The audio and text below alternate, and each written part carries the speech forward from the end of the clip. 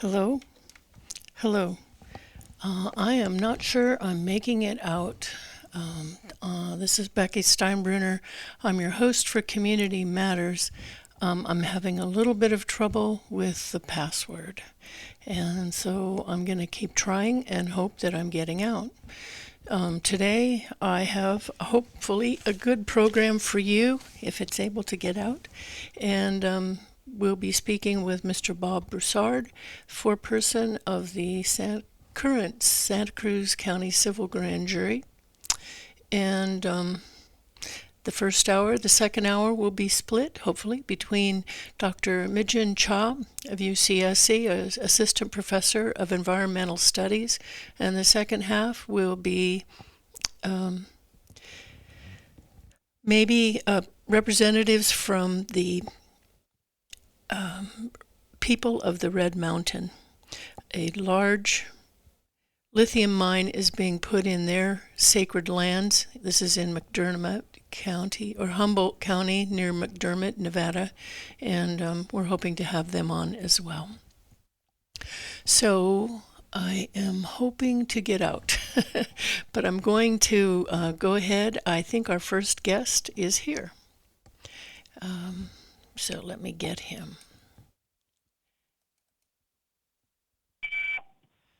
Hello? Hello, Bob. Can you hear me? I can. Can you hear me okay? Yes, I can. Thank you. Thank you very much. I am a little nervous here today, I will be honest, because I'm not sure that we're going out on the air. Our conversation will be recorded, but I just want to give you that caveat. There's been some changes here at the studio, and my password may or may not be working, so I want to give you that warning. But thank you for. Okay. Well, your voice is a little bit garbled, so I'm not sure if we're having trouble with the connection. But you can hear me okay? Yes, you are clear. Is this better? Not yet. But why don't we just proceed, because I can hear you. It's just a little bit distorted. Okay. Let me see. Just one more attempt here. And I apologize. I'm not very good at technology. No I'm problem. not very good at technology. Let's see here. Let me go back to this screen. I appreciate your patience.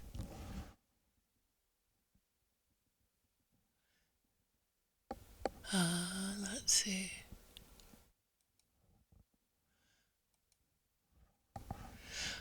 Okay.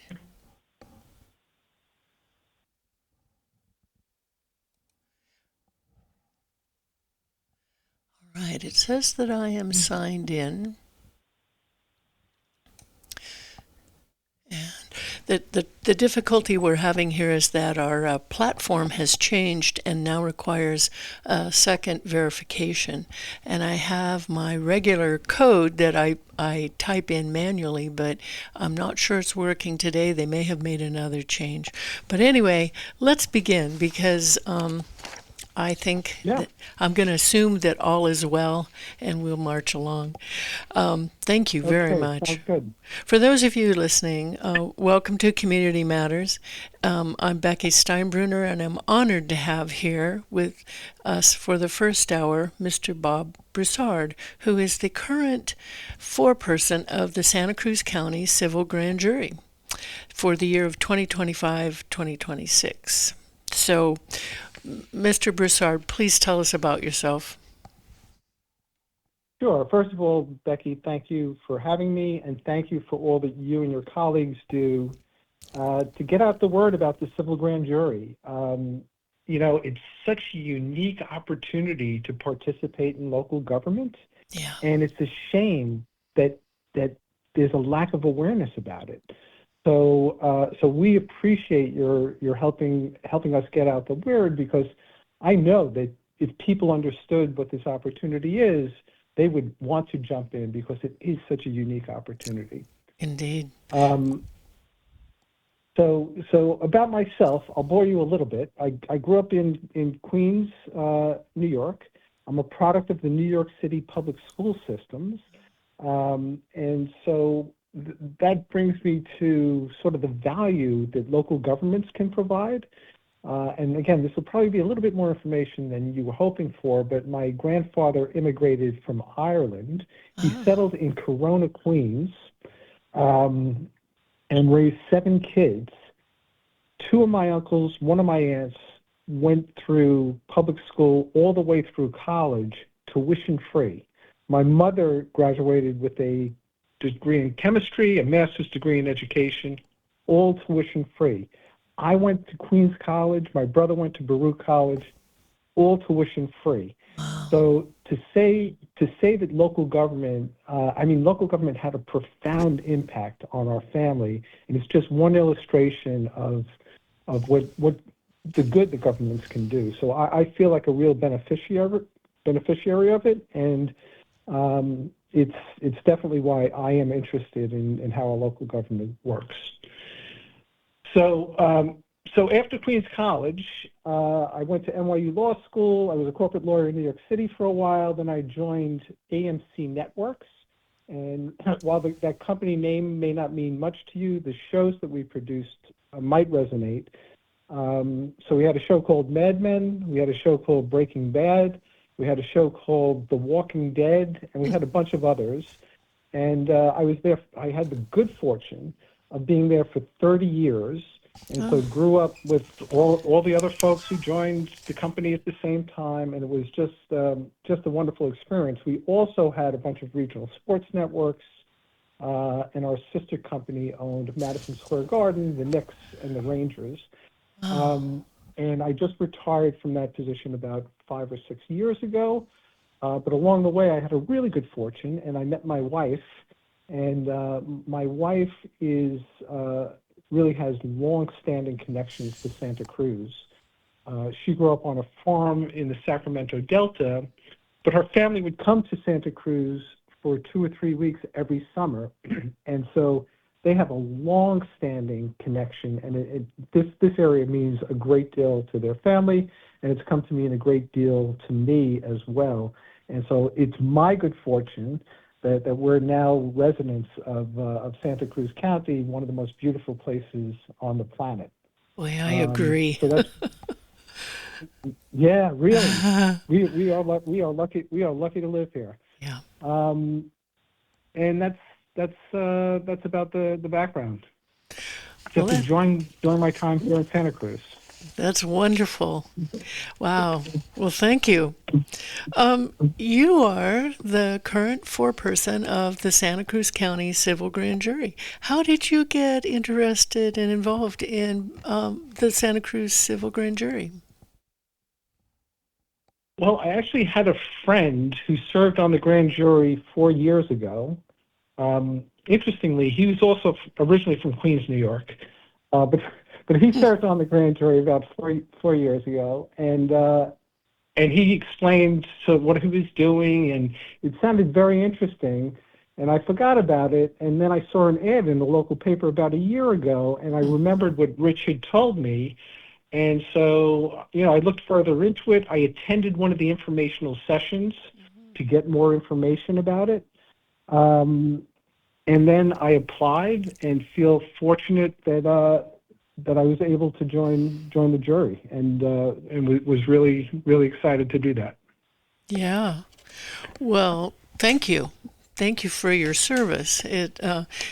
Many people, I think, do not realize that only the state of California and the state of Nevada have the constitutional mandate, that there is a civil grand jury in each county. So we are lucky to have the civil grand jury in Santa Cruz County and to have you as the foreperson leading that group. Tell us a little bit about the civil grand jury. What is it, and how does it differ from, say, a criminal grand jury or the regular grand jury at a trial? Sure. So first of all, I do want to just reiterate the lack of awareness for this wonderful institution. And as you say, we in California are fortunate that we have this this unique opportunity, because it is only California and Nevada. It's a state-mandated institution. So every one of our 58 counties has this grand jury. And then, I think, so to get more information about it, Becky, I think you posted a link on the email that you sent out this morning. And if you want more information, you can go to the Santa Cruz Civil Grand Jury website. There are 30 spots available, 19 jurors and 11 alternates. And it's advantageous to apply earlier. So if you're interested, I'd encourage you to submit your application. You can find out more on the Civil Grand Jury website. And going to your question, Becky, it's unfortunate that it's called a grand jury, because the term jury is really misleading, because it's not what you think of when you hear the word jury. Yeah. Right? There's no trials. There's no verdicts, and especially there's no jury summons. This is a volunteer endeavor. A criminal grand jury is impaneled to decide whether there's enough evidence of a crime to indict somebody. This doesn't have anything to do with this. This is really it should be called a commission or a panel. That's 19 everyday citizens that is charged with investigating our local government to improve transparency, efficiency, and accountability. I mean, it's really, I had no idea that anything like this existed, and it's really, again, an incredible opportunity to get involved in local government and show some real civic leadership. And the local governments that we're looking at, when we say local governments, it's the Santa Cruz County government and each of the 4 cities within Santa Cruz County: Santa Cruz, Watsonville, Capitola, and Scotts Valley. And we are empowered by the state to do this. And we're charged with investigating local government, as I say, to increase transparency, efficiency, and accountability. We report into a local state court judge, and that's currently Judge Catherine Hansen. And you have 19 jurors working collaboratively to conduct investigations, to see what's working, what's not. And, one of the really interesting aspects is that this is a completely independent body. There's no outside influences on what the grand jury does. We decide as a group, and it's critical that we're able to work collaboratively, and that's been my experience so far, that we've been able to do that. And as a group, we select what issues we think are most pressing, what issues we think should be looked at, and then we go and we interview government officials, the people that are running our local governments. And I must say, I'm happy to report that so many of the people that we've interviewed they're just talented, dedicated public services, and that's reassuring. But they face significant challenges. So for having to have the opportunity to join a group of everyday citizens to say, okay, well, we think this is an issue. Let's go see what's happening over there. Let's do an investigation. Let's speak with the applicable government officials. It's just a unique opportunity to understand how the government works, investigate specific issues, become sort of expert on those narrow issues, and then we're charged with writing a report, making recommendations, and the officials that are responsible for the areas that we investigate are required to respond to the recommendations that the grand jury makes. So it is just, it's just it's just a unique body that gives a great opportunity to everyday citizens, and there are no special skills that are required. I mean, in fact, it's better because the grand jury draws from a diverse set of backgrounds, and I think having that different perspective is critical to the success of the grand jury. So it's been a fabulous experience for me so far. Excellent. That is wonderful. That's a great explanation, background. Thank you. How do people submit issues to the civil grand jury that they think merit investigation? Well, there is an opportunity for people to submit complaints, and there's an opportunity to do that on the civil grand jury websites. Most of the investigations come through a discussion among the jurors that are actually impaneled to do the investigations. And there are so many, and this is one of the challenges that the grand jury faces. There are so many fascinating and important issues to investigate. You can't possibly even begin to scratch the surface, right? So you have to be very selective about what areas you choose to investigate, and that is a decision that's really made among the jurors. Primarily, it's made by the jurors collaboratively. And the investigations are very thorough. I mean, I've read the reports. They are all very well researched and documented. They're excellent reports that the grand jury over the years has reported to the community and have made some really good changes in our community. Do you want to talk with us a little bit about one or two reports that have been completed in the last few years that you think were particularly well done, and how we can find those reports? Sure. Well, first of all, people can go to the Civil Grand Jury website, and there you will see links to dozens of Civil Grand Jury reports from past years. I think it goes back to 1998, in fact. And so there can be some very interesting reading there. And over the past few years, there's been, housing is such an important issue in our county. We have a unique topography here where our buildable land is wedged between an ocean and mountains, and then we have a substantial amount of agricultural land that's preserved as agricultural land. The topography doesn't always permit for development. So we have some really, and then there's all the environmental concerns. So we have some really unique challenges in trying to build a sufficient amount of housing.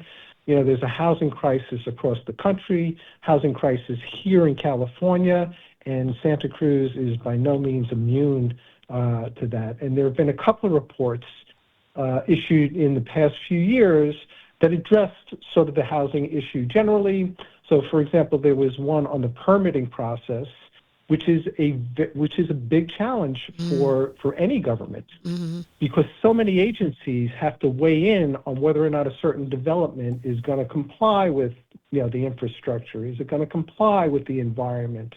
There's so many boxes that have to be checked in order for development to get approved. Then you have certain state laws that the local governments have to adhere to. So it's just a complex web of parameters that the county has to negotiate, and so that can make the permitting process difficult. And so the grand jury has looked at that, and there was a report issued last year at the same time that an independent consultant issued a report on the permitting process. And, they reached similar conclusions.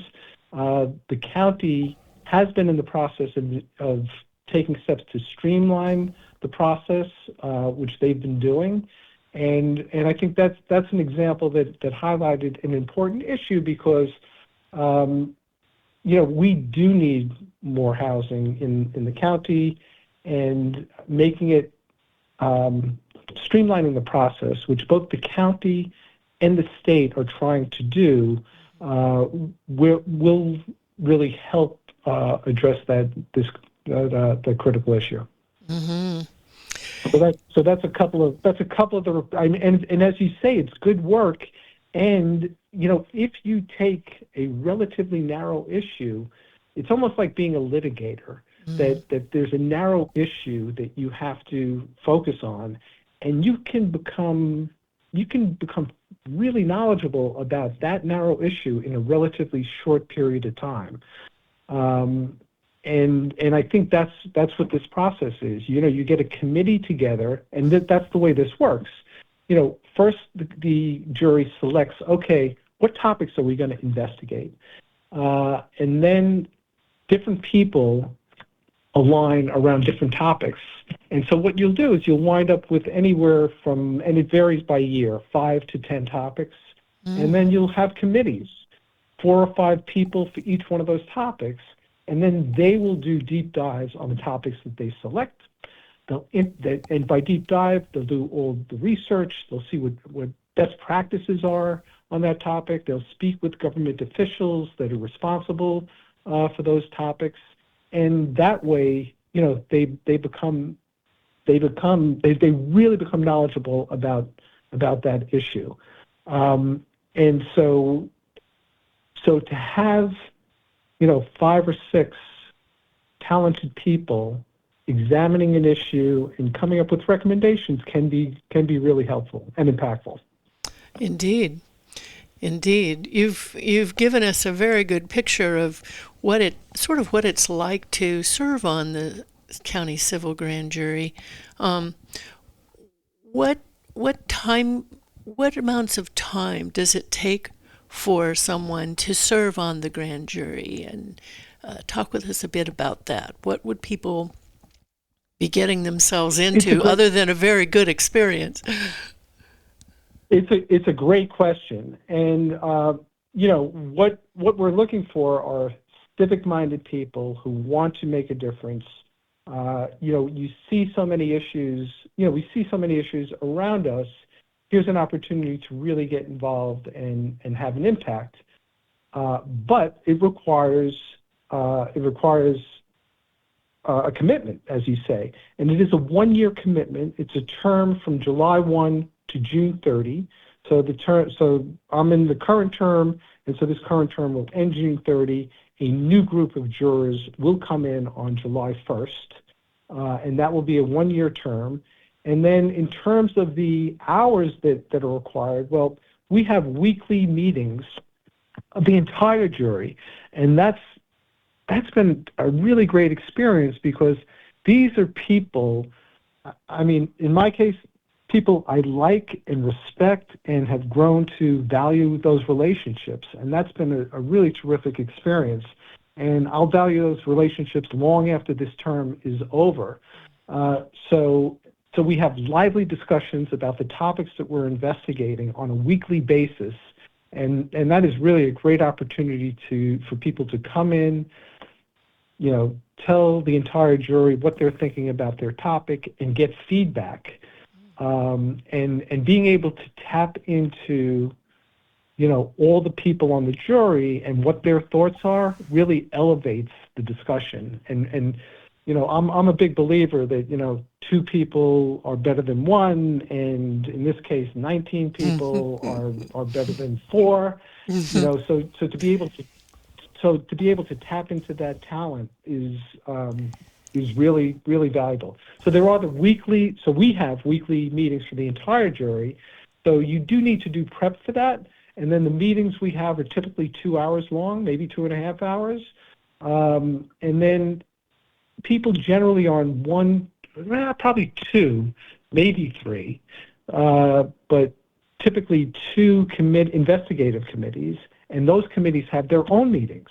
And you have to do prep for those meetings. And then you have to do prep for interviews. So a lot of the time is spent in preparation, because meetings are only effective as the preparation that you do for them.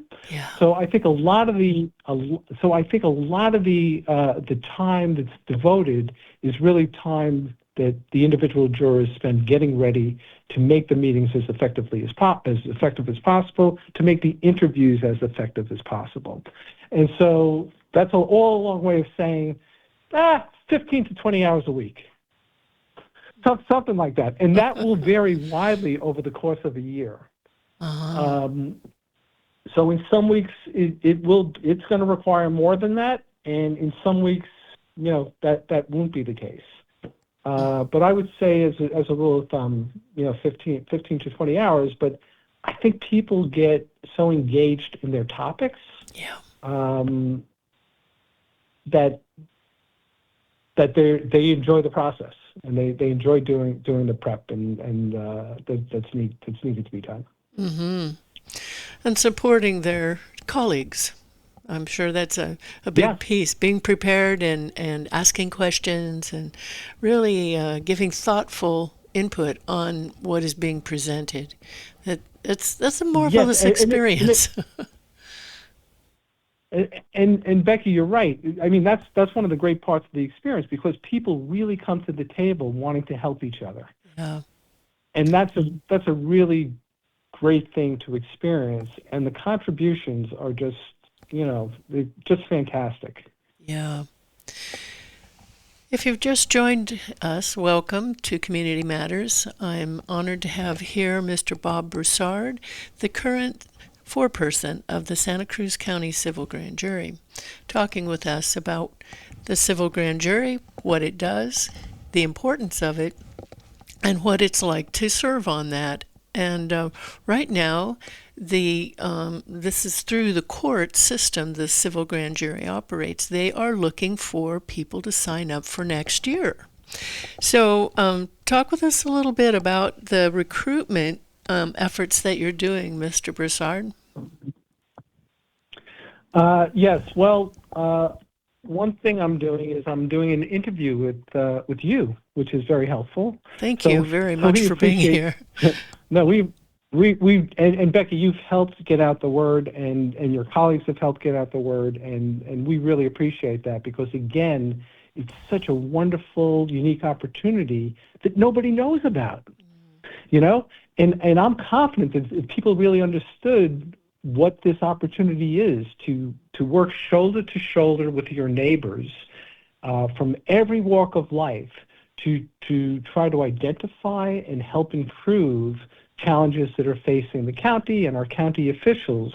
I know that there's so many community-minded people. I am so impressed by the engagement of Santa Cruz residents in terms of voting percentages. I mean, this is a politically engaged community, and I know if there was more awareness about what the Civil Grand Jury does, people would want to jump at this opportunity. So there is a website that you've cited. If people want more information, they can go to that website. There is also, I can give you an email address. I doubt people will write it down, but it's hrinfo@santacruzcourt.org. There is a in-person informational session on April 2nd, but don't wait that long. Go to the website and apply. But there is an informational session in person on Thursday, April 2nd at 12:30 at the Education Building Annex, which is at 399 Encinal Street. There's also a Zoom informational session on Friday, April 3rd at 12:30. You can see those details that I just mentioned on the Civil Grand Jury website. Excellent. And then what is the process like if someone does submit an application? What is the process like to vet them and maybe impanel them on the Civil Grand Jury for the next year? Yes. So a couple of things. So if you go to the website, you will find, and if it doesn't jump out at you, keep looking. you will find a button that says apply. That will take you to the county's employment website. It might look like you're in the wrong place, but you're not. You will see someplace down the page, grand jury volunteer, and you click on that, and that will take you to the application. And if you have any technical problems at all, stick with it, or you can send an email again to that hrinfo@santacruzcourt.org, which is, and there's a link to it on the on the civil grand jury website. So if you have any problems with the application, which can be admittedly a little bit clunky, just stick with it because it is worth it. So you apply, we'll ask you some basic information about your background, and there'll be a series of other questions. It's a pretty easy application to fill out. Again, if you have any questions, you can reach out. And then we collect the applications, and then there will be interviews of applicants. And the application period ends at the end of April. I think the date might be April 28th, so I'd encourage folks to get their applications in sooner rather than later. And then, so there'll be an interview process, and then selections will be made at some point in May. Mm-hmm. What is the interview process? Who conducts the interviews? So the judge will be part of that, and then there will be probably one or two current jurors conducting the interviews as well. I'll probably be taking part in some of those interviews. Yeah, that would make sense. You are the foreperson of the current grand jury and have a wealth of knowledge. And how did you get chosen to be the foreperson? Lucky. I got lucky. I was very happy. I was very happy to be chosen. But I just want to emphasize that I happen to have like some legal background from another lifetime, but there is no special skill set. And in fact, it is so much better, and we have a great group with very diverse backgrounds and diverse skill sets. And I think that has really added to the richness of the jury, and I think it's made it a better jury. So there's no special skills required, so I encourage everybody to apply. And yeah, so despite my interview, I was selected. Oh, well, I am really grateful to you for serving as the foreperson. It seems like it would be a very big job, for lack of a better word, to do, to keep 19 people and all in together, herding them along and putting these, conducting these investigations, keeping them on time, on track, and focused, and getting these fabulous reports out at the end of the year. I know that there have been some really great reports, and there was one done by the civil grand jury in 2021 that had to do with the oversight of sheriff activities, and that report resulted in the county board of supervisors 6 months later adopting a new Office of Inspector General to oversee the sheriff and investigate any civil complaints that people had regarding things that happened regarding with local law enforcement. That's one example of really good action that comes from the civil grand jury's reports. And there are many others. I'm sure you can think of some too, Mr. Broussard. Do you have any that you really think are stand out in that way? You've talked with us a little bit about the permitting process. Anything else that comes to your mind? What I can say is that the government officials that we interview are very cooperative, and I think they're very responsive, and they read the reports. They formally respond in writing to the reports, and I think bringing attention. I think in a lot of cases, the officials are aware, and I think many of the reports really highlight the importance of trying to implement solutions to the issues that are identified. Mm-hmm. So that's real impact, and then elevating awareness of these issues to the community. And again, this is a highly engaged community that we have here in Santa Cruz. We're very fortunate in elevating awareness of these issues, and the local press always picks up these grand jury reports. Mm-hmm. And so elevating the awareness, I think, is a really invaluable contribution to getting the community engaged. Mm-hmm. Thank you. So yes. So the short answer is yes. These reports have real impact. Yeah, they do. And because they are so well researched and documented, they really bring forth a powerful investigative result. Just that and I know that some people feel the grand jury is not worth much because, and this is not my feeling, but I have heard others say, well, they have no enforcement ability. They can make these recommendations, but whatever comes out of it is left to the wind or the whim of those who are in charge.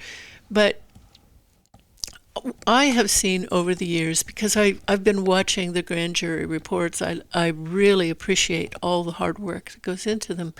And what I see is that maybe in the responses from these agencies to the report's recommendations, they don't come right out and say, yeah, that's a good idea, we're going to do that. Or sometimes they'll say, we'll look into it. But what I have seen is that change comes down the road.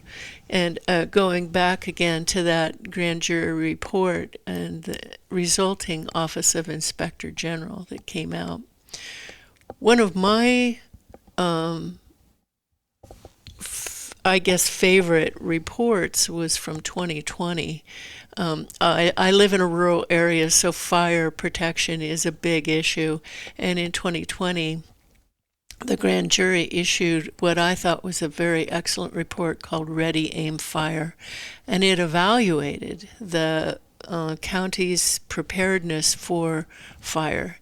And that report came out the end of June in 2020, and in August of 2020 we had the S.C.C fire.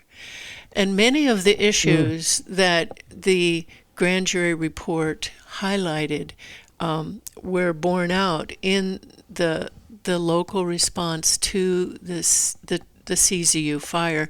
And I believe that there were changes that came about in terms of planning and evacuation and fire defensible space work that came after that, certainly in response to the fire, but many of the issues had been highlighted in the grand jury report. And then there was a follow-up report by the grand jury talking about how hard it had been for those who lost their homes in the fire to rebuild.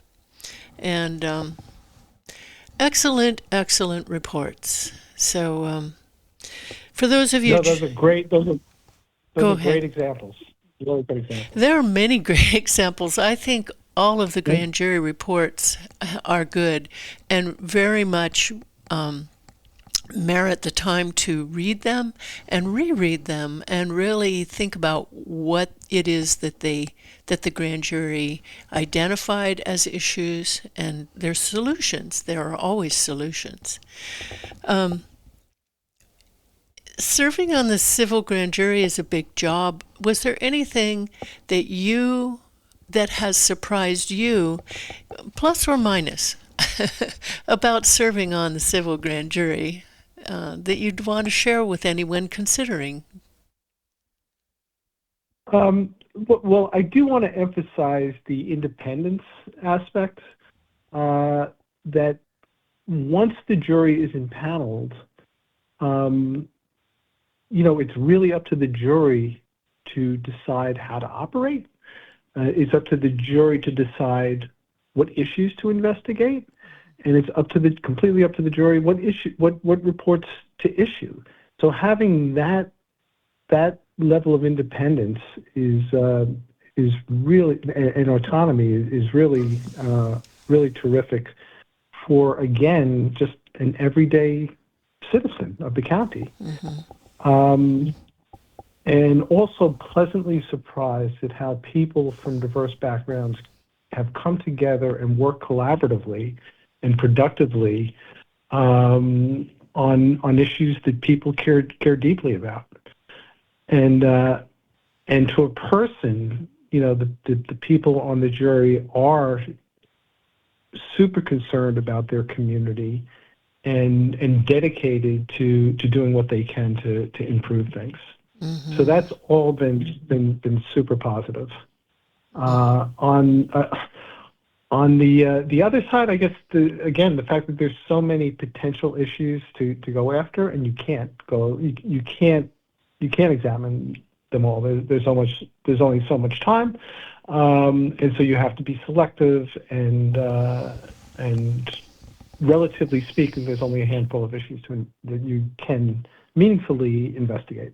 Yeah, that word "meaningfully investigate" is important because the investigations are so thorough and thoughtful.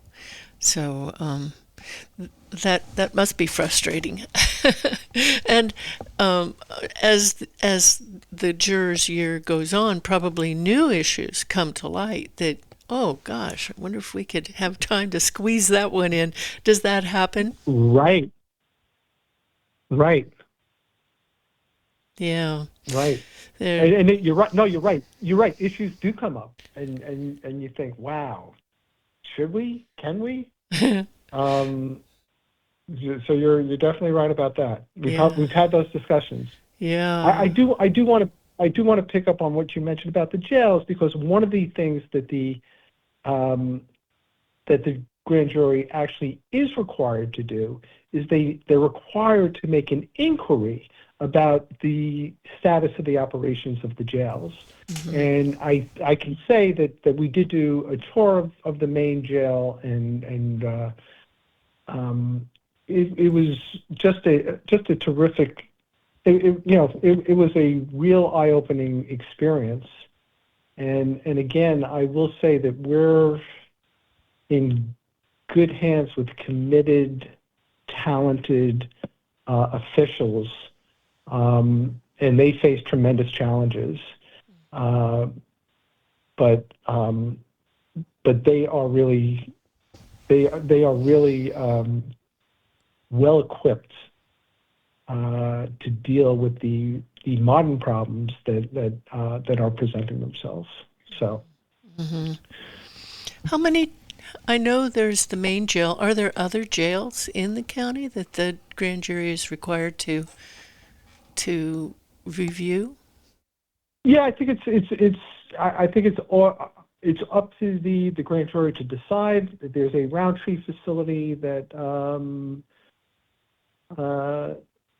sort of a model for transitioning incarcerated persons back into the public. They have some vocational training. They have courses. There's a women's only facility that also is a model for transitioning folks back into into the mainstream, and again, those were terrific, eye-opening experiences. Well, that's a lot of work to get done in relatively a short amount of time, isn't it? To do the tours, the interviews, and reports and investigations, it's a lot of work. Now, I spoke with someone who served on the grand jury in the past years, and he said he had it was a challenge for him to maintain the confidentiality that one is required to abide by. He couldn't talk with his wife about anything he was doing. Has that been a problem for you or any of the jurors? Yeah, it's just such a critical point because, we are investigating and we are interviewing people, and the people we interview need to know that whatever they say will be held in the strictest of confidence. Yeah. If they think otherwise, they may not be as forthcoming, and so the confidentiality part is really critical, and it's something we pay a lot of attention to. Uh-huh. And he also mentioned, my friend, that, and I can never talk with her about it because I'm sworn to life to keep all of this confidential. And is that true? Yeah, I mean that's what the penal code says. Yes, yes, that's amazing. Well, Mr. Yeah. Broussard, would you like to see if we have any people out there that may have questions for you? We have about 7 or 8 minutes left in the program. Do you want to invite callers? It's okay with me. Okay, let's see if anybody has questions for you. Now is the time to call in. The phone number is 831-265-5050.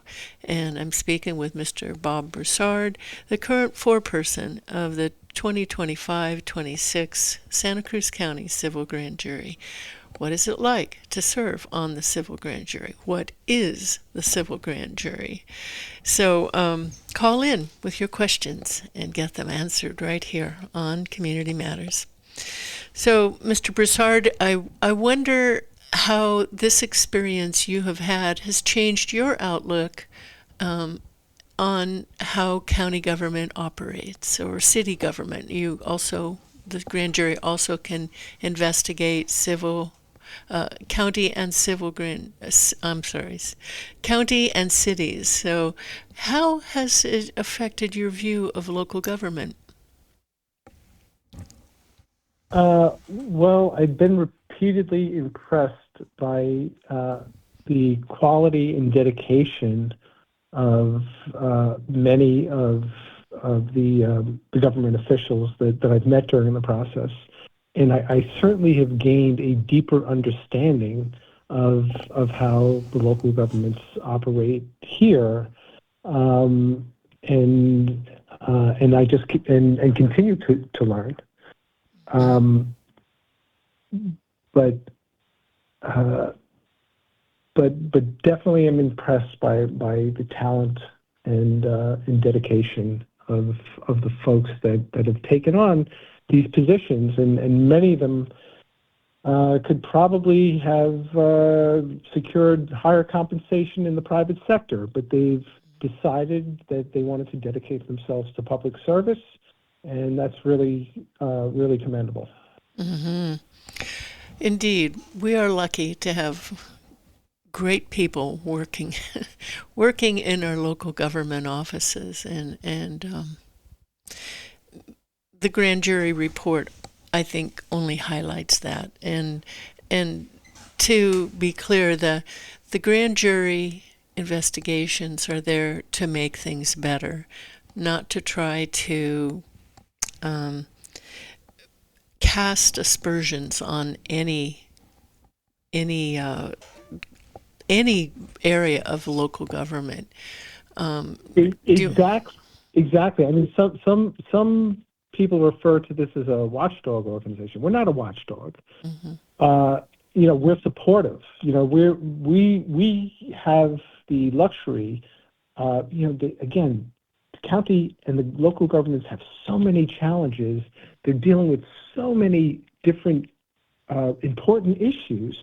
We have the luxury of focusing in on a handful and can contribute to, maybe we should try this, or maybe we should try that, and bringing the resources of 19 people, talented people, to bear on a specific issue can help and be supportive.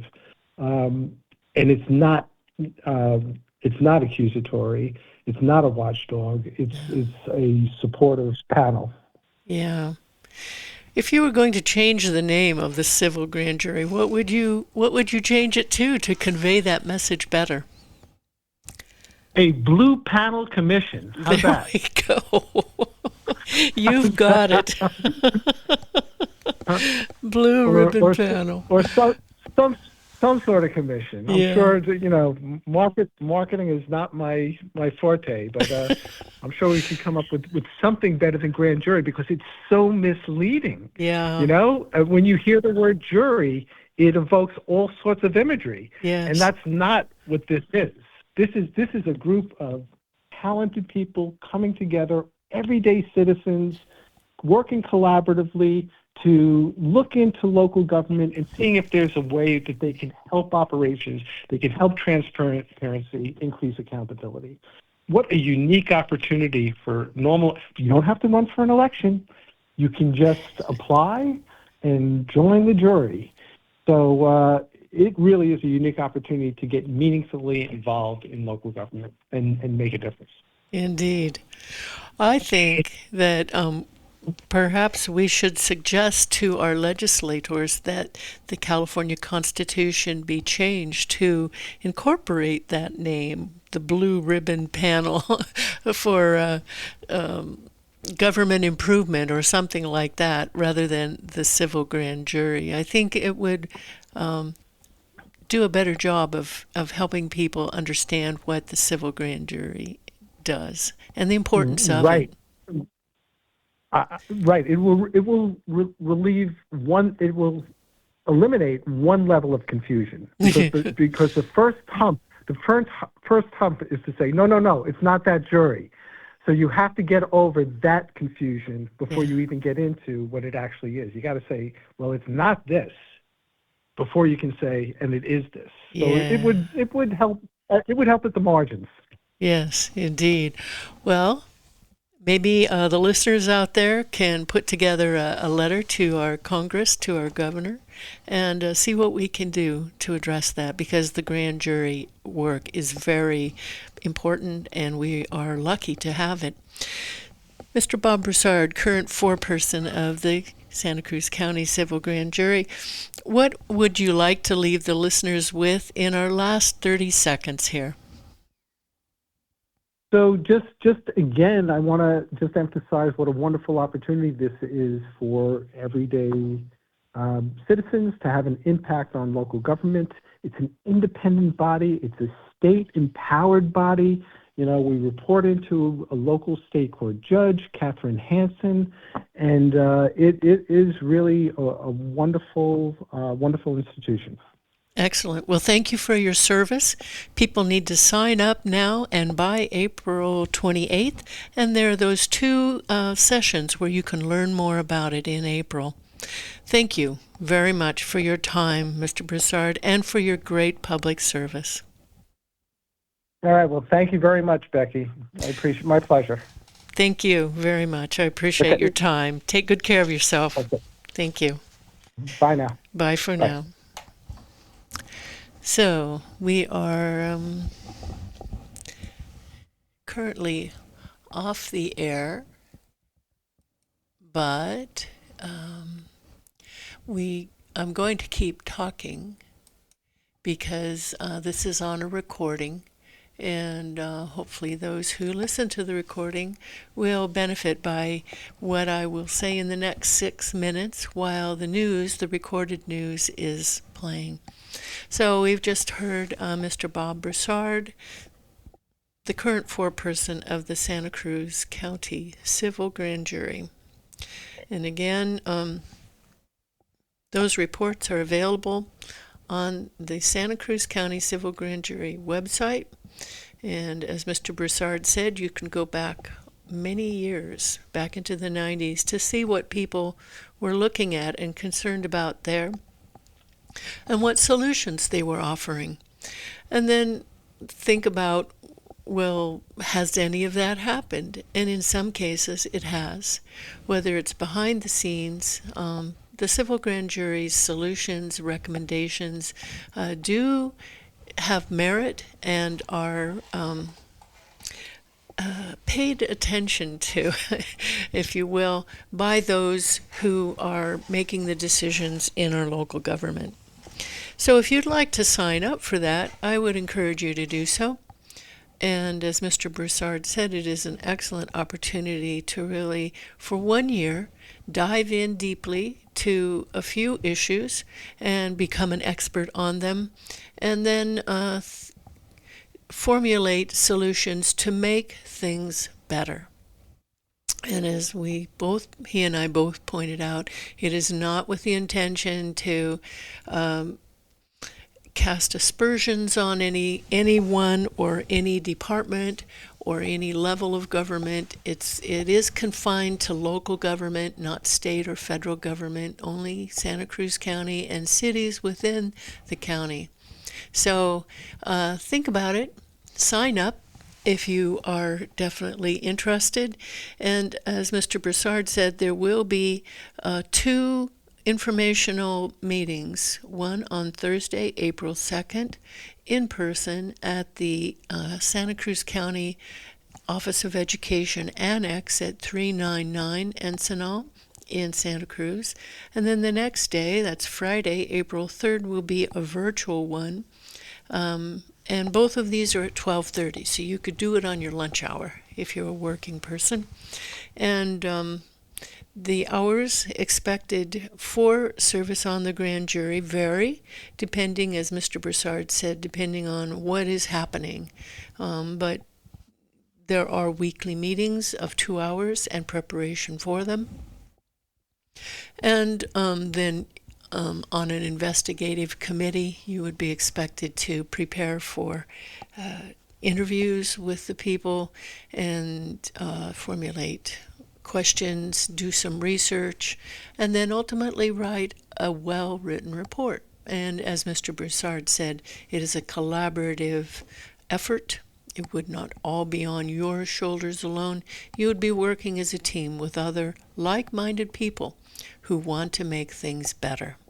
So consider it. You can find more information and on the Santa Cruz County Civil Grand Jury website.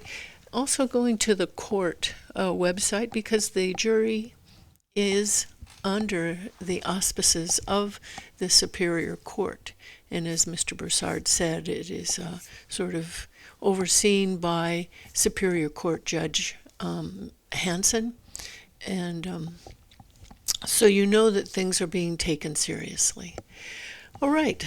With that, I would like to thank you for staying on here on Community Matters. Our second hour will be sort of split, perhaps, between Dr. Mijin Cha, an assistant professor of environmental sciences at UCSC, and perhaps tribal leaders from the Red Mountain consortium down in Nevada. And they'll be talking about the large lithium mining operation going on there on their sacred land. So the point of this second hour will be updating people about the battery storage issue and what it all means. Locally, there is a lot going on. The county's ordinance is moving through with environmental review, as is the 90 Minto Road Large Battery Energy Storage System, or BESS project. So stay tuned for the second hour. And again, my name is Becky Steinbrenner. Thank you. And we'll be tuning back on the air here right now. Welcome back to Community Matters. I'm still your host, Becky Steinbrenner, and honored to be here with you. I want to thank my guest of the previous hour, Mr. Bob Broussard, the current foreperson of the Santa Cruz County Civil Grand Jury, where he outlined for us the benefit of the reports that the Civil Grand Jury produces, investigations of things to make local government better. And you can sign up to serve on that for 1 year, and the recruitment time is now. You can apply on the Civil Grand Jury website or go to hrinfo@santacruzcourt.org and get an application there, fill it in, and consider signing up for this very important work. You're listening to Community Matters, and my second hour here will be first with Dr. Mijin Cha. I met her at a recent presentation put on by UCSC at the Art and Science Gallery on Delaware Avenue. A very incredible place. Go check that place out if you can, because it's a marvelous gallery. But there was a presentation there about 2.5 weeks ago talking about the social injustice of what happened at the Moss Landing Battery Fire.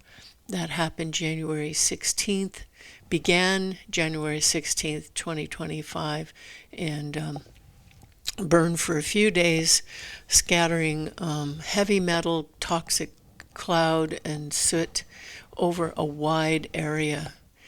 And so Dr. Cha was very impressive in her talk about energy and how the impacts of fossil fuels affect people, communities, but she also talked a little bit about the impacts of the battery fire on the community, and how what we all need to really strive to do is to make everybody, to make no one have to suffer for the energy that the society needs. Dr. Cha has a very impressive biography. She is not only an assistant professor at UCSC in environmental science, but she also has a Juris Doctorate. So she has legal background as well. And she has written extensively. If you look her up, she has authored many, many excellent papers. And her work centers around how to transition to a carbon-free economy in a way that protects workers and communities, labor and the climate coalitions, and the relationship between inequality and the climate crisis. So Dr. Cha will be joining us momentarily by telephone, and we'll hear more from her. And then, if it is possible for them to do so, representatives of the Red Mountain, people of the Red Mountain, and tribal leaders from the Paiute, Shoshone, and Bannock tribes may be calling in the second part of this next hour, talking about the Lithium America's huge lithium mining operation going on in McDermott, Nevada, on their tribal lands, their sacred lands. All right, I see that. I think this may be my next guest. Let's see if I can bring her on. Hello? Hello? Hello? Hello, Hi. Is this Dr. Cha? it is. Hello. Thank you. Thank you very much for calling in. Can you hear me all right? I can hear you all right. Can you hear me okay? Yes, yes, very well. I want to thank you Great. again for taking time to speak with us today here on Community Matters.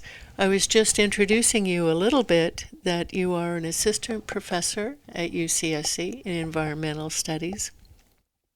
But your amazing work, your incredible work about climate and environmental justice, and your book, Just Transition for All. So, without further ado, let me ask you to introduce yourself a little bit and tell us what your work is. Sure. Well, thank you so much for having me on today. My name is Mijin Cha. I'm an assistant professor of environmental studies at UC Santa Cruz, as you mentioned. I'm also a fellow at the Climate Jobs Institute at Cornell University and a fellow at the Climate and Community Institute. Um, I have written this book called A Just Transition for All, which was released in December 2024 by MIT Press, and it's also available open access online. Um, and I study kind of broadly in the topic of just transition, this idea of an energy transition and how to make sure that the energy transition doesn't leave workers and communities behind. At the narrowest view, but more broadly, how do we use energy transition as a way to transition to a more just future overall? Yes. I have to say, I was so impressed and inspired by your presentation at the recent panel talk sponsored by UCSC at the Art and Science Gallery. You were one of three panelists, and you were like a breath of fresh air. Let me tell you, in terms of your comments about how people matter more than profits, and the importance of people getting together for change. So, do you want to talk with us a little bit about that presentation that you made? It was excellent. Oh, sure. And thank you so much for those kind words. So the panel was looking at this battery fire that happened in Moss Landing last year. The reason why I was on the panel is because I have this with colleagues of mine at Colorado State University, Rutgers, and Cal State Dominguez Hills. We are looking at the life cycle of lithium in the U.S. With the broader idea that, a lot of times people talk about an energy transition and just assume it will be just because we are moving away from fossil fuels. And certainly we have to stop using fossil fuels if we have any hope of having a planet that is habitable. But what we are trying to understand is that, it's a fossil fuel transition and an energy transition is more than what we call a fuel source replacement, meaning it's more than just swapping out fossil fuels for renewable energy and keeping everything the same. And so we have this project that looks at the life cycle of lithium from extraction to production to battery storage. And really trying to understand, are we really transitioning away from fossil fuels in a way that protects workers and communities, or are we just displacing injustice? Meaning, are we just moving from, over extraction and exploitation of fossil fuel communities to over extraction and exploitation of lithium in those communities? And I think the reason why we're looking at Moss Landing is because, we think about battery storage, and we obviously will need battery storage, particularly as we increase the use of renewable energies on the electric grid. But we really need to think about the impacts of our energy transition and not just assume that it's good because it's green, but really trying to understand where injustice occurs, how does it occur, why does it occur, and how can we ensure ways to minimize it, that really think about, as you pointed out, people and not just about money, right? The energy transition is not just about how much money can we give to renewable energy companies, but again, just transition as a concept requires that we are transitioning to more just future for everyone. Thank you. And that is why you are a breath of fresh air.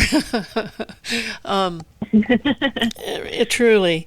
The point about just displacing the injustice and the burden from one community to another by changing from fossil fuels to lithium extraction and recycling and all of that is huge. And here in Santa Cruz County, as I'm sure you're aware, there's a plan to put in a large 200 megawatt lithium battery storage facility next in Watsonville on 90 Minto Road, next to some working class communities, next to an affordable housing complex. And the issue with lithium, and I'd be interested in hearing your thoughts, the issue with lithium is that it is rather risky. In fact, very risky.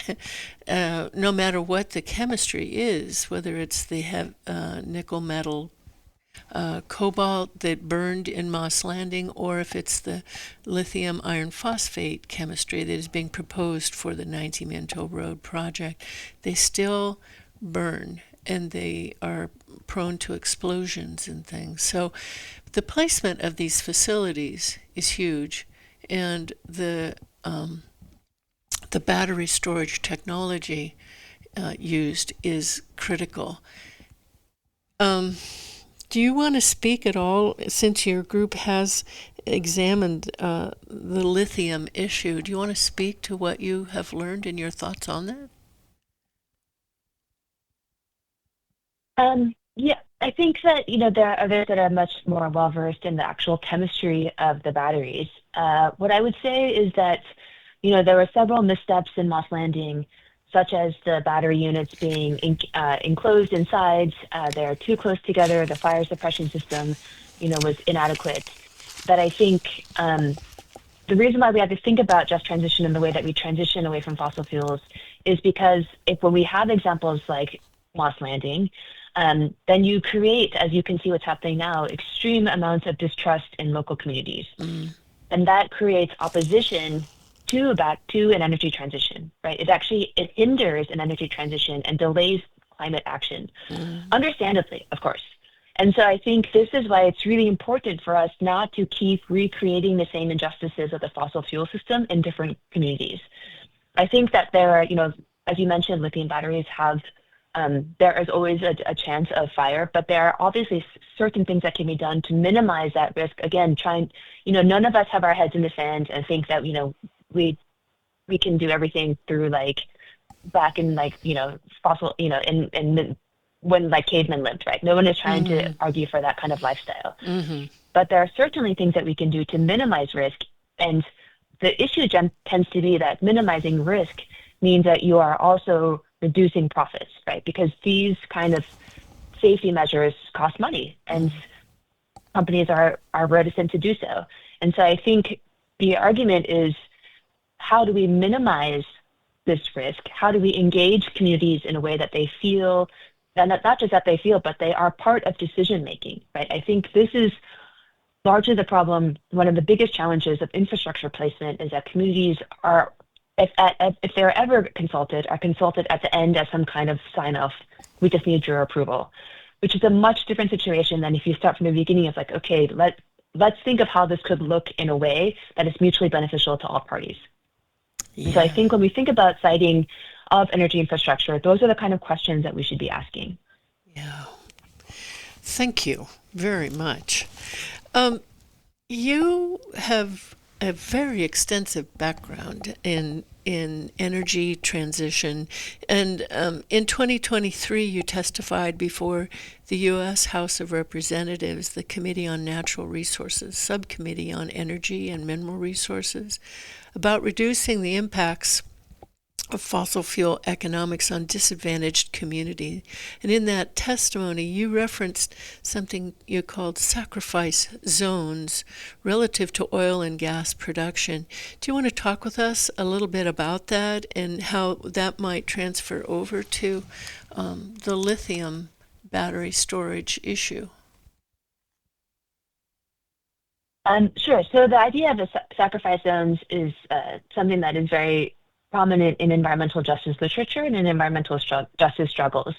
And the idea is that there are areas that we kind of just let pollution accumulate. We can think of areas like in the Gulf South, where the petrochemical hubs are, that are now becoming hydrogen hubs, where this area used to be called Cancer Alley, but because so many people were dying, it's now called Death Alley. Oh. And so the idea of a sacrifice zone is that for the furtherance of these capitalist ideals, we sacrifice these communities. We don't care how much pollution the people that live there actually bear, right? And so there are areas that, that obviously overlap very heavily with communities of color and low-income communities, and the pollution burden is much higher than other communities across the country have to bear. So I think, when we think about the idea of sacrifice zones, the kind of questions we should be asking are, what is the infrastructure burden in this community that exists already, right? Like in the area in St. James Parish, right, it is petrochemical hubs, it is oil and gas refinery, it is hydrogen, right? It is the accumulation of these really toxic industries. Are communities being engaged at all in any way? Again, this idea of, are we minimizing harm as much as possible? And I think those are the types of questions that need to be asked for any kind of infrastructure siting, right? Like, what is the burden that already exists on the community that lives there now? And what are we adding to that burden? Yeah, that is a huge question. Let me tell you about this 90-Minto Road facility in Watsonville, where already in the Pajaro Valley, many children are developing cancers because of the pesticide use there. They are already bearing the burden of that.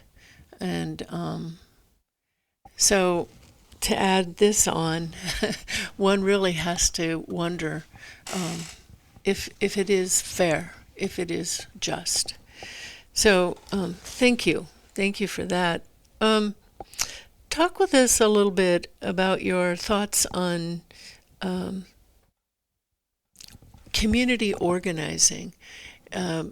If people feel they're not being included in the discussions for these changes, how can people organize? You really inspired me, I have to tell you, with your thoughts that you presented the evening of that panel. It was a breath of fresh air, really it was. So talk with our listeners about it, please. Thank you. Yeah, I think organizing is the key to social change, right? Like, the problems that we are facing now are political problems. I think a lot of times climate change discussions can really focus on technocratic solutions, right? Thinking about, if we have the right technology, that's all that we really need to think about. But these are all sites of political contestation. And I think that in a political fight, you need power. And the way you build power is either through money or through people. And we'll never have as much money as the other side. So we need people. And the way that you have people is you start to organize.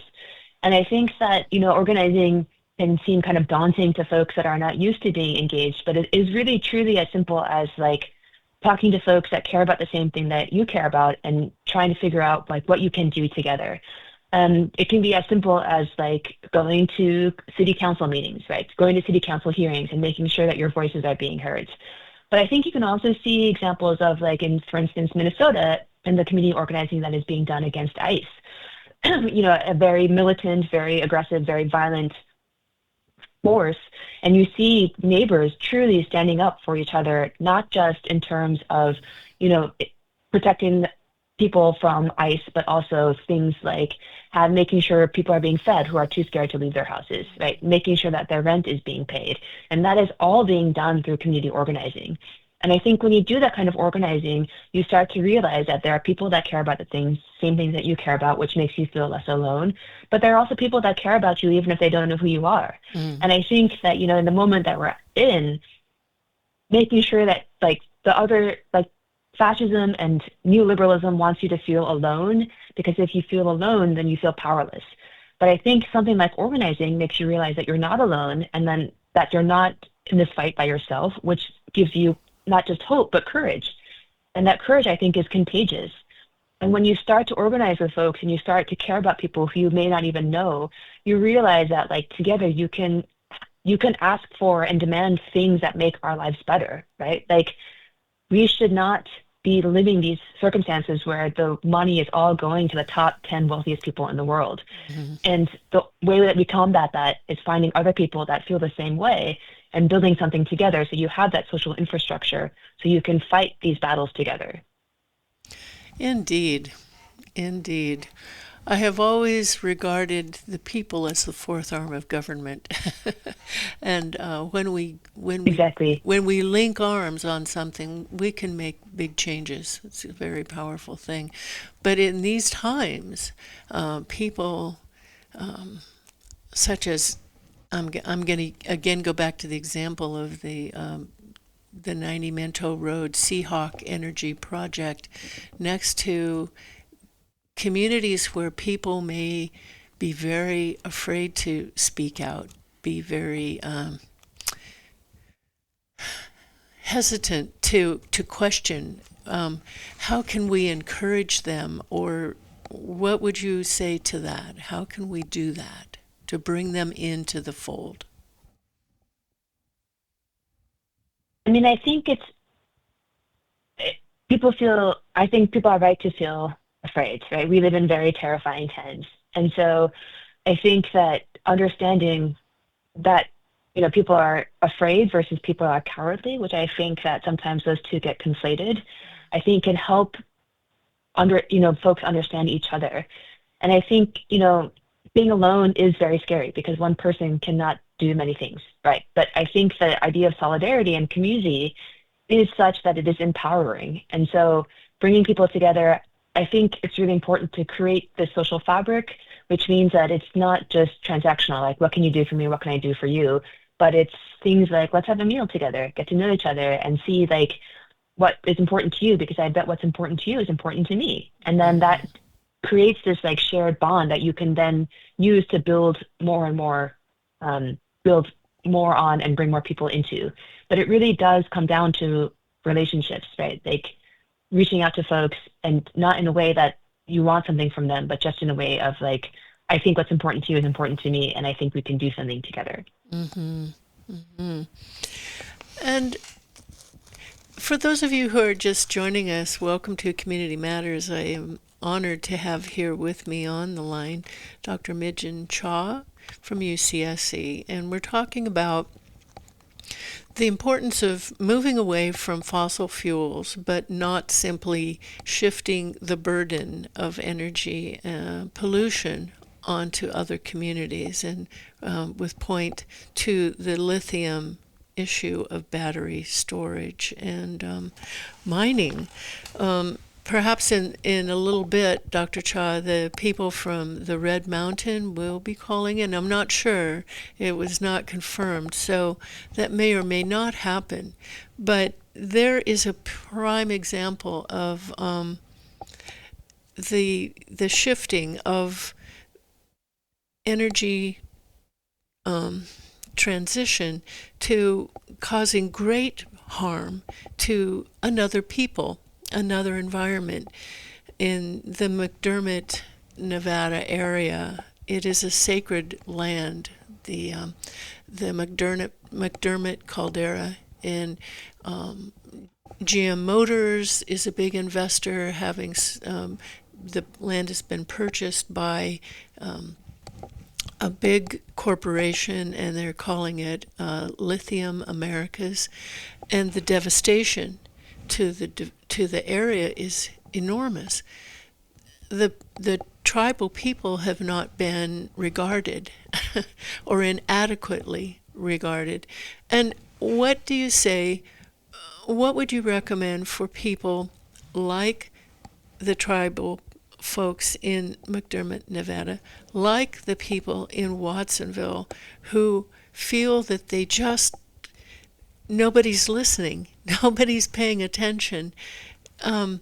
It's difficult to get the attention of elected officials here locally because they are being pressured by the big money of the lithium battery development. Do you want to talk with us a little bit about that and offer any words of encouragement? Yeah, I mean, I think it is very challenging and it is really hard. I think what I try to remind myself about elected officials is that they are elected by the people.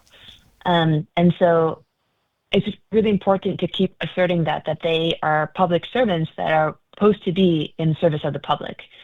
And so I think things like calling their offices, showing up in their meetings, showing up to their district offices, making sure that your voices are heard, and then again, bring like 5 to 10 of your friends and just Yes. keep calling them, because I think that, and let them know, right, that like they are elected officials, which means that they can become unelected officials. Yes. And again, we don't have the kind of money that the political donors have, so we have to do this kind of like, sometimes I call it like straight up harassment, that they should not live comfortable lives if they are not doing things in the service of the public. And those are things that we can do, right? We can call, we can go to meetings, we can go to their office and remind them that they are elected officials that are there for the public, not just for these special interests. Do you think, as we've seen in Minnesota, a lot of civil disobedience, protesting, things like that, do you think that's an effective method? Getting the eye of the press, perhaps, on something? I think that there's no one right answer. I think that fighting these fights are, they're long fights. They will have, we'll win some things, we'll lose some things. And I think, a variety of tools is always the best case scenario, right? Because some people, for instance, are not really comfortable with protesting. And so they shouldn't be made to feel like they have no space in the movement or in advocacy or in this fight. So I think the more tools that communities and people use, the more effective they can become and engage more people, rather than thinking like this is the one way to do things. I agree with that. I write for a weekly blog called Bratton Online, and my tagline is always write one letter, make one call, and make a big difference. Collectively, if everybody just did one little thing, it would make a big difference. It all adds up. So whatever is comfortable for people to do is what I encourage them to do, whether that's speaking at a meeting, writing a letter, making a call, it all helps. So making people feel Absolutely. that they can make a difference, their voice really matters. And that is a challenge when there is a language barrier, such as what is the case in Watsonville. Many people are Spanish-only speakers or not comfortable with their level of English. So getting up at a meeting is daunting for me, and imagine for those people who have other challenges, perhaps on top of the immigration Right. issues. So I don't know if you want to speak a little bit about that and what you recommend. You've done tremendous work with communities who are in energy transition, perhaps going up against big unions and things like that. What are your thoughts? I mean, I think unions can be a force for good as well. And Uh-huh. so I think part of it is that, again, every community looks different. And so understanding what works for a community, I think, really must come from the ground up. So it is really, I think, thinking about and engaging with communities to envision what they want their community to look like, and then what are things that we can do to make them feel empowered so that they can actually implement these visions. And I think, again, there are just a variety of things that people can do. There are economic boycotts or protests or letter writing, or there are folks that are using their 3D printers to print out whistles to send to folks in Oh, these other communities. great. So I think something to think about also is that, the fights are not in isolation. So the more that we can have like networks of communities working together, I think it just increases power, increases solidarity, and again, makes people feel less alone, like they're the only community battling in this battle. Yeah, indeed. Thank you. I I am not sure if the people from the Red Mountain are going to be able to call in. So, do you have time to continue on and perhaps ask for callers out in our audience? Sure. Thank you. Thank you very much. For those of you listening, please join our conversation here today with Dr. Mijin Cha. And the number to call is 831-265-5050. Join the conversation and your thoughts on the issue of energy transition from fossil fuels and with a just transition for all. I really love the title of your book. Tell us a little bit Thank about you. that book. I'd like to get a copy. That would be great. And again, it's open access, so it's available for free on the MIT Press website. So my book is the culmination of several years of research that I've done over the past, starting in 2019, 2020, and really looking at fossil fuel communities and what we need to transition away from fossil fuels. And the broader argument of the book is that, we again need to think much more broadly than just this fuel source replacement. So for instance, in this discussion we're having around energy and battery storage, part of the reason why we need battery storage is so that we can have more renewable energy come online. Yeah. But the other thing that we should be thinking about is that the less energy we demand, the less energy that we need, the less energy that we have to produce.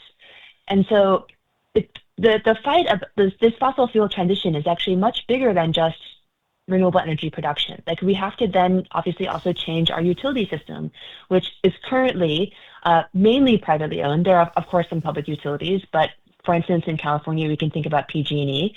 PG&E shareholders have increased returns every year, and that money is made by selling electricity, right? So their incentive is to sell as much electricity as possible.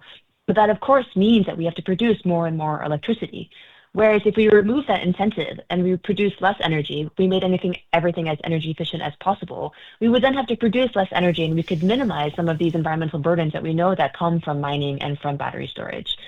Similarly, if the current plan is for that everyone who drives an internal combustion engine to drive an EV.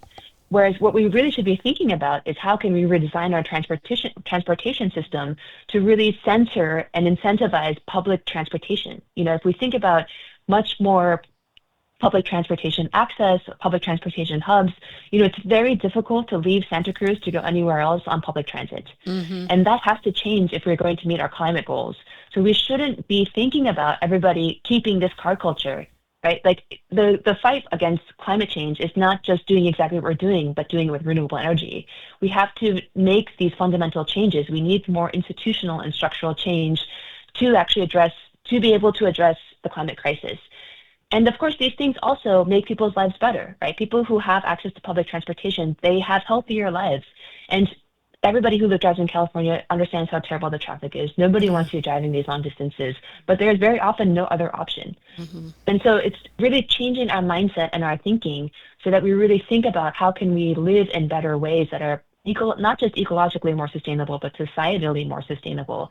And that requires a movement away from capitalism. Mm-hmm. And so I offer a governance framework in my book about how to start thinking about it through more concretely.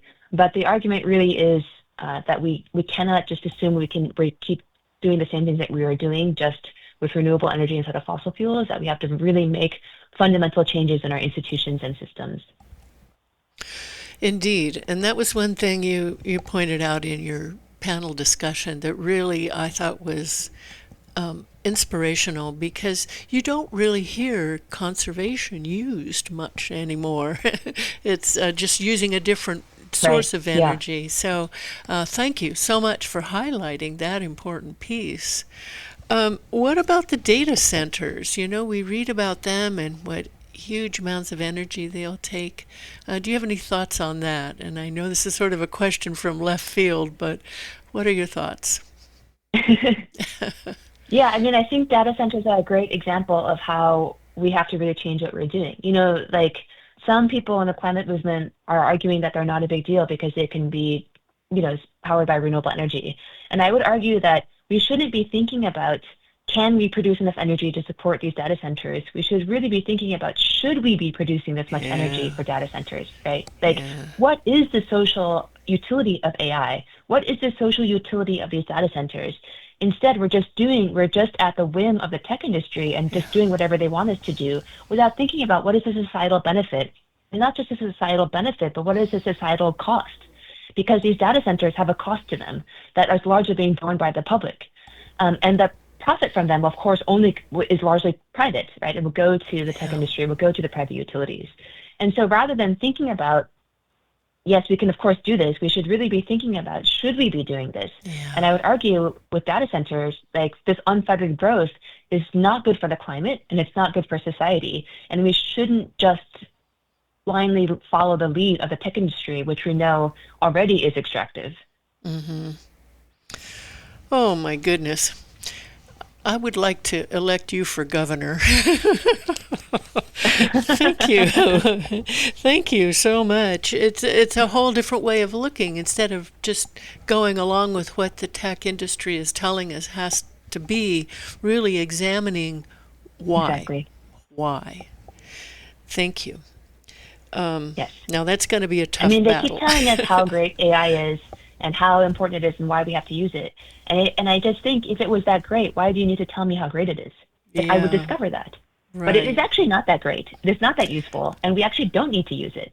But they need to brainwash people into thinking that way, because that's the only way that they will make money. Yeah. And at the heart, I think we should just be honest about what their intentions are, right?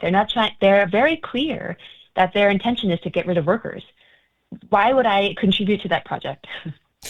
Thank you. Excellent. Excellent.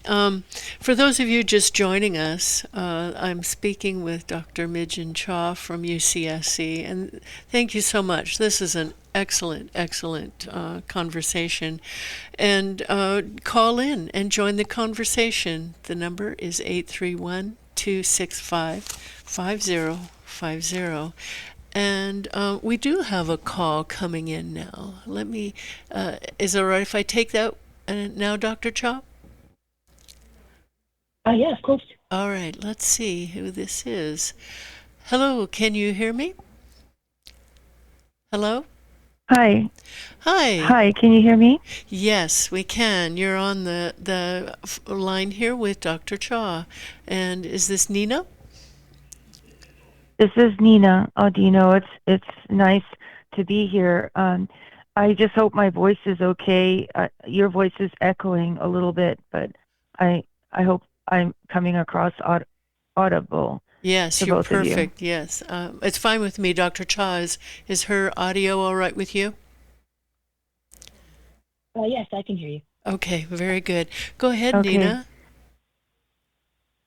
Okay, Dr. Cha, I wanted to heartily second Becky's repeated statements to you that you're a breath of fresh air, and it was just amazing to me to actually hear someone speak to these really important issues, that, just replacing fossil fuels with mineral fuel, basically often very complicatedly dirty mineral fuel, is not really a just transition. And I really like what you said earlier about how, we have to ask, the question of minimizing risk, right? I mean, we always have to ask that question whenever any huge infrastructural change goes in.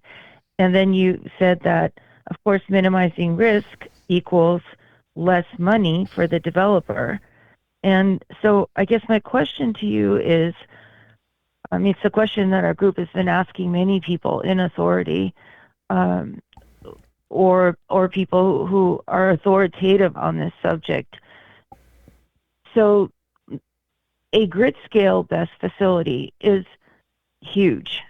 The one that they're planning here, a few hundred feet away from dense residential neighborhoods and on top of prime ag land and surrounded by prime ag land, is going to be the size of 10 to 12 football fields. And online, there are resources now. AI, ironically, will calculate for you how many pounds of lithium battery material would be there in a facility that size. So you just put in the mathematical numbers. You put in that it's the 200 megawatt facility, 800 megawatt hours, and approximately 250 containers. And what you get back is anywhere from 20 to 30 million pounds of flammable lithium battery material. And I know you probably remember Professor Mulvaney saying the difficult thing about these facilities is that they don't burn every day, but when they do burn, they become potentially a very nasty chemical site. And so I just wanted to know, like, in your mind or in your like ethical understanding of this climate justice question, is there an argument for saying that a facility that size really does not belong next to dense residential neighborhoods or on, prime, really globally significant? Santa Cruz County has a global piece of the, berry market, for one thing, and a huge chunk of California's organic farming slice. So I'm just wondering, I mean, I think that's the question at the heart of this. Is it okay to sort of minimize a facility that size so you can somehow justify placing it next to homes, or do they really need to be cited differently? Yeah, those are really great questions. And I think, there's no, again, like one right answer. And I think this is why community engagement in co-creating this vision is so important, because I think that what we kind of want to avoid is this idea that like we just move this to another community so that community also suffers, right? Like I think that, again, we're just displacing injustice elsewhere. I think the idea is, how do we minimize this injustice or ideally eliminate it? And what do those options look like? So I think you could think about different ways that this would be approached as like, okay, here are a menu of options. Here is why it has to be cited here, if it has to be cited here, for instance. And here are some ways that it could go forward. Here are the risks, like, having this discussion with communities so that they can be better informed, but also take part in that decision making. It seems to me is happening now, from what I understand, is that the decision has been made and they are now annoyed that the community is opposed to it. Mm-hmm. And I think that result is inevitable, right? Because who wants to just be told that that's what their fate will be? And you could see different ways of it being done that would decrease this opposition and have more of a co-created path that would really minimize risk or find better ways, better citing spots. But in the absence of doing that work, we have this issue now where there's contention and opposition, and it seems to me that that will just continue going forward. Yeah, I agree 100% with what you're saying. I mean, I think that one of the options that needs to be on the table, something else that you stated more than once in your talk on the panel at the UCSC extension, is that one of these options should be that we slow it down a little bit until we can come up with a battery storage technology that isn't so volatile. Because I think, one of the things that our group that's working now for over a year with the county, and I think the county is listening more to us now, but I think it's limited how much they are willing to listen to us, and definitely our time with them is very limited. We have to really scrape at the door to get any time. We're not really part of the process, but I think that one of the things that would really open this up is a conversation about the race. There's a race in the county, and you had said that several times. I mean, if we race and put in the wrong thing, what have we done? So Right. Yeah. Yeah, I mean, I think when it comes to these things where there are lots of unknowns, a lot of other countries use an idea called the precautionary principle, which is that right now what we have in the U.S. is the system where the burden of proof lies on the people who, the burden of proof lies on the people who will suffer from the issue, right? Yeah. Whereas in other countries, the burden of proof is on the person that wants to do the thing that could be hazardous to show that it is not dangerous. Right. Right now, what we have is that something happens and then we react. A different way of approaching it would be like making sure that it's safe before we act, rather than just going with what it is, waiting until something bad happens, and then dealing with the bad thing that happens. Right. So Yeah. taking a more precautionary approach, where you ensure that what is being done is safe, versus like crossing your fingers and hoping nothing bad happens, is actually the way to go. Because to your point, when ignoring these issues actually does delay this transition, because this opposition delays transition for the siting of energy infrastructure. I think rightfully so, right? Because communities have a right to speak on their behalf. So again, in doing this work at the beginning, I think that people think it takes longer, but in fact, it is a more rapid and more speedy way to do things, because you're engaging folks from the beginning, you're understanding their concerns, and then you're mitigating them before they arise.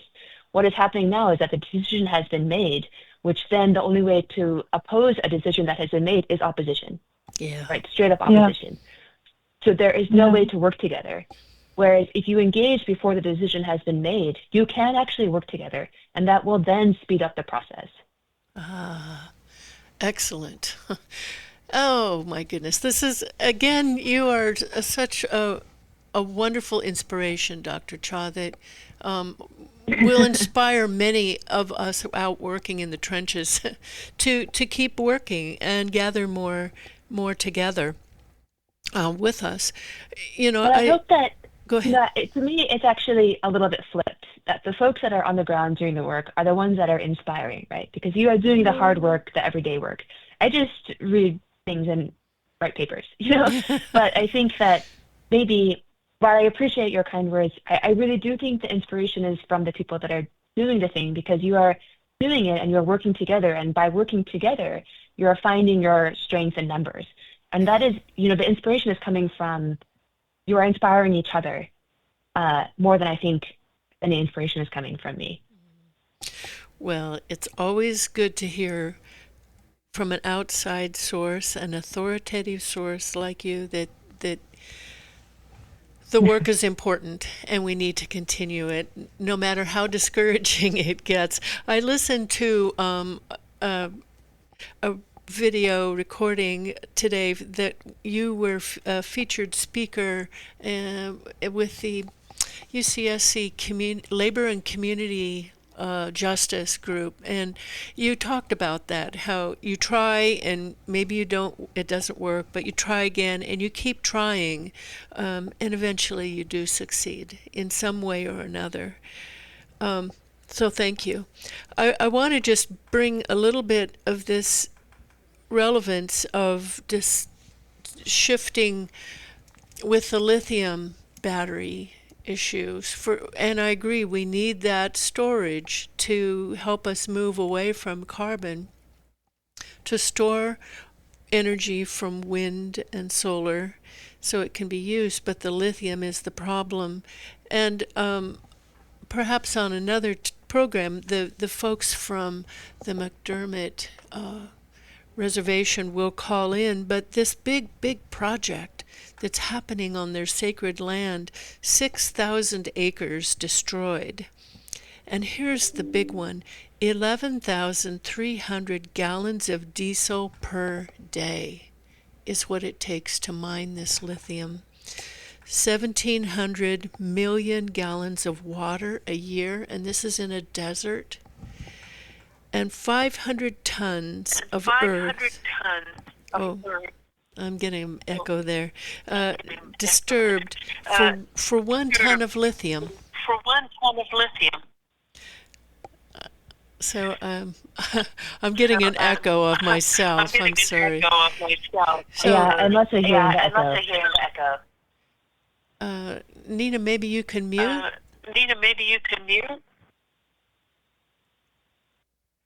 I can mute? Okay. Or something, maybe somebody's listening online and it's echoing in the phone. I'm not sure. But now I don't hear it, so thank you. So we have about 5 minutes left. Nina, did you have any other questions? Thank you for calling in. Thank you for your good work. The name of your group, please, how we can contact you, and then I'd like to turn it over to Dr. Cha. Okay, so it's Stop Lithium BESS, emphasis on lithium, BESS, not on BESS, in Santa Cruz County. We have a website. It's Stop Lithium BESS in Santa Cruz.org. And the only other thing I wanted to kind of leave like a thought about is 3 days ago, a group of concerned parents at the charter school in Morgan Hill on Monterey Road launched a petition on petitionchange.org because there is a massive BESS being planned on unincorporated county land right across from the school, a few hundred feet away from the school. And they have gained over 1,400 signatures in 3 days. So the company is called AES, and apparently the company is bypassing all local authorities and moving straight to the state in their application. Oh, interesting. And like what happened with us, the parents involved found out, like, I'm not sure how they found out, but it's a, please everybody pay attention, but because nobody really, the company has not contacted anyone and local authorities have not reached out to anyone.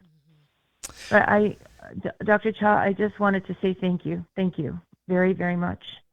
Thank you for the chance to speak with you. And thank you, Becky. And I'm going to leave you guys because you need time. Okay? All right. Thank you for calling Thank in, you. Nina, and all Thank of your you. good work. Thank you. And Stop Lithium BESS in Santa Cruz County will be having a informational rally a week from this Saturday in Pinto Lake City Park. So look that up on their website. Dr. Cha, I really want to thank you for your time today and for all of your good work. What would you like to leave the listeners with in our last 2 minutes here? Well, thank you so much, Becky, for having me on. I think, as you mentioned, it is a very difficult fight, and it can be really frustrating and really disempowering. But I think, again, there's solidarity in numbers. And, the event that you mentioned next Saturday is a great example of also there has to be joy at the same time. Yes. So I think, people coming together is not just about politics, but it's about creating community. And when you have community, I think so many things are possible. And so I just really want to encourage people that are hesitant to get involved, that there's always space for everyone to do something, and that when you do something with somebody else, you just feel better about the world and about the state of things. And so, the only way we're going to get through this is together. And so I think solidarity is really what we need to do at this moment. Indeed. Thank you very much. And the power of the public sector, not the corporations. And I really want to thank you for your good words, that there is power in the people just as much as there is power in money. So we will get through this. And I want to thank you. Give us one more quick link to your book, please. Sure. It's called A Just Transition for All, Workers and Communities for a Carbon-Free Future. And it is available for purchase also, but also for free at the MIT Press website. All right. Well, and also if you want to buy a physical copy at anywhere you buy books. Ah, very good. I will do so. Thank you very much for your time and your good work. Thank you. Thank you. Thank you. Take good care of yourself. Bye for now. So that concludes today's Community Matters. Join us next week when we will have Mr. Lee Butler, the city manager of the city of Santa Cruz, and the new superintendent of Cabrillo College, Ms. Jen Capps, Dr. Jen Capps. Thank you very much. See you next week.